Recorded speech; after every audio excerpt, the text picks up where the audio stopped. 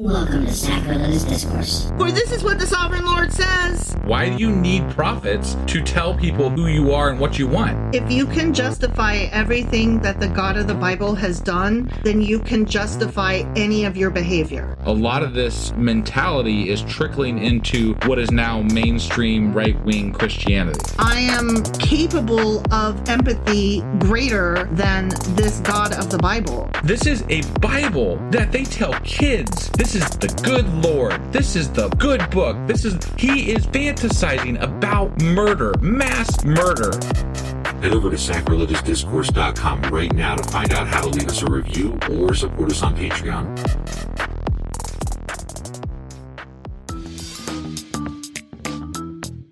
Hey there, sinners and saints. It's your favorite Bible-bashing duo from Sacrilegious Discourse, and we need your help. That's right, folks. We're raising funds for some heavenly equipment and a studio that doesn't sound like it's in the depths of hell. Our current setup, let's just say it's more apocalypse than audiophile. So if you want to hear us dissect the Bible without the background noise of demonic squirrels, chip in a few bucks. We're aiming for $5,000 to upgrade our audio and build a studio worthy of blasphemous banter. Donate today and help us spread the good word of atheism. You can find a link right on our homepage, sacrilegiousdiscourse.com. Every dollar counts. Even if it's from your collection plate. Husband! Wife! Happy anniversary. Happy anniversary. Happy anniversary. Happy anniversary. Happy anniversary. Happy anniversary. Yeah. We've been married for a long time. More than 15, less than 20 years. Yeah. We got married twice. It's not our fault. Well, and then none of us really, we don't really, remember. We didn't remember. We don't remember. Because and I'm then bad with numbers. we admitted it to 1 year, and it's just been a thing now. Yeah. Like it's somewhere in that range. It's somewhere. It's something. It's not that we got married twice. It's that we got married 1 year to have me put on your insurance and stuff, and have the kids put on your insurance, and then the next year is when we had our ceremony. Right. Yeah. So we're doing a podcast today. Oh yeah. Yeah. All right. No anniversary shenanigans. So I believe last time we read Zechariah Chapter 9. Sure as fuck did. Yeah. And in that chapter, God was going to fuck up a bunch of towns. Yeah. He was like, as he does. He was like, Tyr, you're screwed. Mm-hmm. Yeah. Mm-hmm. And if, you were not on that list, you're good. So Judah, basically. Yeah. Yeah. But after that, it's going to be all peaceful after he kills a bunch of people. Right. Yeah. Right. Oh, and then there was some dude riding in on a donkey. That's probably Jesus if you're a Christian. Yeah. But whatever. Okay. I don't think that that's true. I said if you're a Christian. I don't even think that's true if you're a Christian. I don't think Christians think that Jesus was walking in on a donkey. I've seen that image before. That's definitely an image that's out there. It's like the humble donkey rider. Yeah, but I don't think that that's from Zechariah.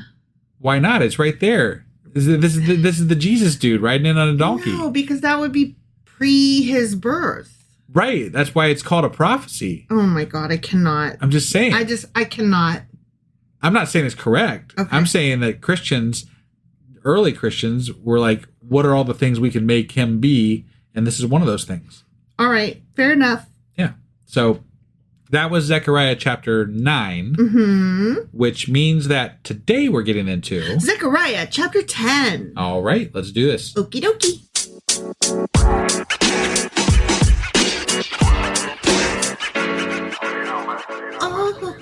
All righty then.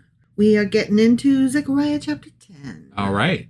Ask the Lord for rain in the springtime. Okay, but usually it just comes in the springtime happens, anyway. right? That's what spring is renowned showers, for. Like that's at least here. In Ohio, they bring May flowers. Probably in the Sahara, it never rains. I'm just saying. Like just kind of depends on where you are in the world. Rain. I miss you. I really don't think it has anything to do with God. Just your location on the planet. That's pretty much all that really matters. So anyway. Yeah. It is the Lord who sends the thunderstorms. Is it? Bitch. Okay. All right. He gives showers of rain, yeah, he does, to all people. Mm-hmm. Yeah. And plants of the field to everyone.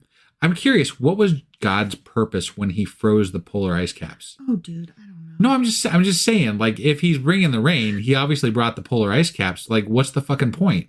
Why would you freeze the ends of the earth? Like, why? I want to know, did you ever freeze the rain? The idols speak deceitfully. Diviners see visions that lie. They tell dreams that are false. They give comfort in vain. All I can hear, though, is that the idols are speaking. I Right. think somebody is kind of, you know. This is what I hear. Your magic is ugly and mine is pretty. Right, yeah.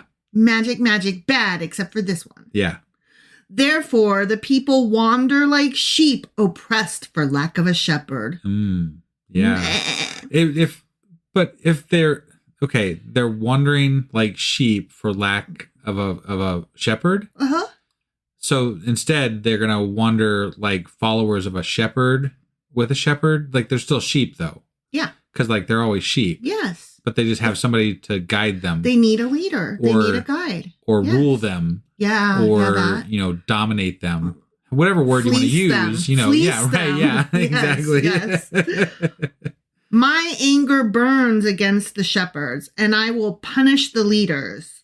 For the Lord Almighty will care for his flock, the people of Judah, and make them like a proud horse in battle. From Judah will come the cornerstone. From him, the tent peg. From him, the battle bow. From him, every ruler and calculator. From and him compass. being the God, right? The Yahweh. The Yahweh. I'm sorry, I'm doing math over here. Yeah, no, I got it. Sorry. Okay. Measuring tape. Yeah. What? Right. Together, they will be like warriors in battle, trampling their enemies into the mud of the streets. They will fight because the Lord is with them, and they will put the enemy horsemen to shame. Fight. Okay. All right. Take your corners. Okay. Yeah. I will strengthen Judah and save the tribes of Joseph. I will restore them because I have compassion on them. Not a whole lot, though. No. I mean, They will be as though I had not rejected them, even though we all know I did. For I am the Lord their God, and I will answer them this time. yeah. I mean, I can't help but like picture him like talking out the side of his mouth and doing the evil laugh. Because it's so ridiculous. Like Right? we literally every time we hear about him being good to them, it's followed or preceded by him being shitty at them. Right. So The Ephraimites will become like warriors, and their hearts will be glad as with wine. okay. I know when my heart is like a warrior, I love a good glass of wine. Who the fuck are the Ephraimites? Ephraim's? Right. Oh, okay. Ephraim and like Manasseh and all that. Yeah. Okay. Manasseh. But like they were not. Well, I guess he says he's going to bring them back together. So maybe they're part of that bringing back together. Sure. Okay. Their children will see it and be joyful. Their hearts will rejoice in the Lord. I will signal for them and gather them in. Surely I will redeem them. They will be as numerous as before. Yay! Okay. Though I scatter, smother, cover them among the peoples like a Waffle House. Yeah. No, just scatter. It just says scatter. Yeah. Yet in distant lands, they will remember me. And that's why they will eventually translate the Bible into Greek. Because even though they're over there away from me, Right. they're still They're love still me. Yahweh's. Yeah. Yeah. Right. Yeah. They and their children will survive, and they will return. I will bring them back from Egypt and gather them from Assyria. I will bring them to Gilead and Lebanon, and there will not be room enough for them, even though we did measure. Remember that one chapter with the measuring tape? Like, I'm telling you ahead of time, you did a shitty measuring job, Angel. Right. Yeah. They will pass through the sea of trouble. The surging sea will be subdued, and all the depths of the Nile will dry up. Oh. That didn't happen. Right? That Nile did not dry up because we still have it today. Well, it goes through phases. Sometimes it's really low. Sometimes it's really high. Just depending on what season it is. But did the depths of the Nile ever dry up? No. Assyria, those fucks, Their pride will be brought down, and Egypt's scepter will pass away. Okay. I mean, this sounds like. Why are we still talking about Assyria? Because I thought like didn't they get their asses beat? Right. Yeah, that's kind of what I was thinking. Didn't Canaanites beat them? Right. Yeah. So like when we were talking in chapters 1 through 8, they had already kind of been conquered from what I understood. Yeah. And now we're talking about them again. Yeah. Weird.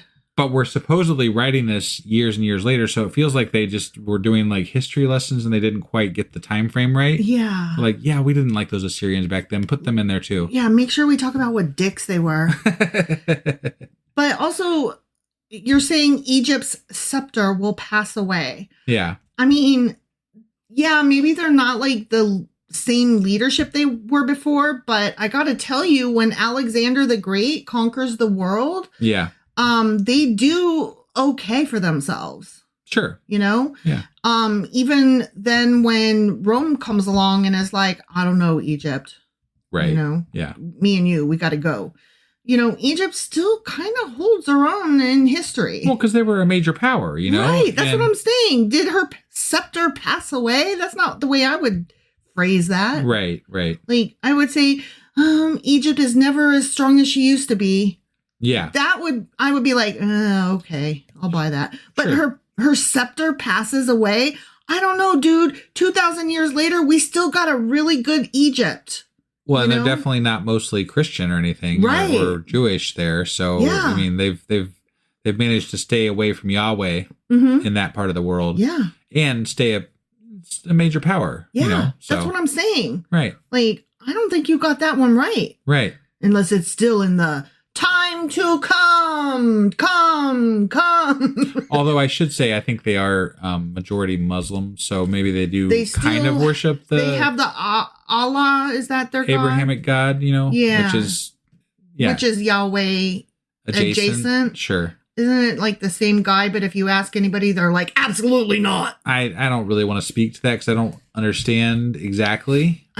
They all sound silly to me. So to me, they are the same. But it is, are they brothers? It's an Abrahamic religion. So it's based off of the same-ish thing. Right. So it's just another spelling of his name is what I'm getting at. Maybe. Again, I don't want to speak to that with any authority, but I don't want to get killed either. Well, I just don't know. That's more as to why I'm not saying anything. I don't know. When I hear like it's an Abrahamic religion and they all believe in the same God of Abraham, then I'm like, so they call him different names, but it's the same guy, right? Again, I don't want to speak to that because I don't know the answer to that. Okay. Exactly. All right. Well, we need to learn more about Allah so that we can figure out if he is the brother or the same guy as Yahweh. Got it. Yeah. Okay? Yeah. Assyria's pride will be brought down and Egypt's scepter will pass away. I will strengthen them in the Lord. In his name, they will live securely, declares the Lord. Oh, so they're gonna accept the Lord. Sure. They're gonna be Yahwehites. Yeah. Yeah. Yeah. Egypt and Assyria, they're gonna be which never happened. Jewish and then Christian. That's not a thing. Nope. That is not a thing. Sorry, you got that one wrong, dude. Right. And I'm not sure how things went way back when, and like between maybe there was 0 and 1900, maybe something happened, but sure. I don't think so. Right. In fact, didn't last. Prior to World War II, I think that the area of Israel was actually predominantly not Israelites. So that was and I'm not sure, I'd have to look into exactly who was living in that land at the time, but there was a lot of people displaced when they moved the Jewish people back to their quote unquote homeland. Right. So which that's a whole other story. And that's causing a lot of problems even still today now. Oh, that's almost the entirety of the Middle East problem at this point in time in history. Like, we kicked the can down the road on that one, kids. Yeah. Not in a great way. Nope. All right. Well, you have anything else to share about Zechariah today? No, I really don't understand this chapter. It sounded like a dumb prophecy shit. Yeah. So I gotta look that shit up. There wasn't a whole lot of like fun stuff in that one. There was no flying women in lead covered baskets. No baskets. No 20-foot scrolls flying over top everybody, and no grolleronis and pizza rolls. This group of people who wrote this version of the Zechariah, they weren't as creative. All right. I do want to mention, just because I like to keep bringing it up, but we recently started a new once a month podcast on Sundays at 2 p.m. Eastern. So for those of you who have... It's not every Sunday. It's not every Sunday. I said once a month. But for those of you who have not been able to make the 10 p.m. Eastern on Tuesdays that we do, we're now doing one in the middle of the day on Sundays. So if you have the ability to join us and would like to see what we do or don't do, see how the sausage really isn't made. Right, yeah.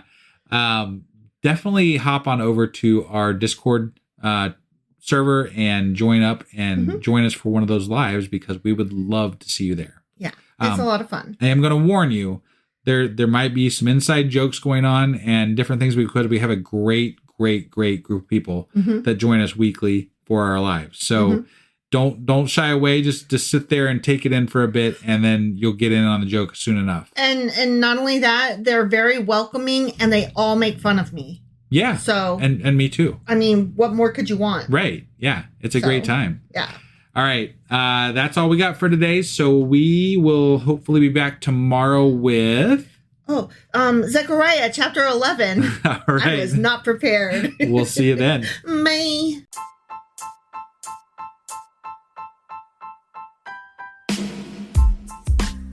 Hey, wife, I guess that's the end? But husband, that's just sad. It doesn't have to be. We are on lots of social media platforms like Twitter. Our handle there is sacrilegious_D. For D's nuts. Oh my God. Stop doing that. Anyway, we're also on Facebook, Instagram, and Pinterest. There's a link to all of our social media sites at our website. Ooh, we have a website? Yeah, it's sacrilegiousdiscourse.com, where you can also find a link to our merch shop. We have a merch shop? Yep, we have podcast-themed clothing, mugs, notebooks, and more, as well as an atheist and science-themed products. Wow, our fans should really go check that out right now. Definitely. They can get in touch with us by sending an email to sacrilegiousdiscourse@gmail.com. But before they do that, we could really use some help. Oh yeah? With what? Well, it's not free running the podcast, and we need some financial support in order to get better equipment, which will free up time so we can concentrate on our podcast and our fans. Okay, so what should they do?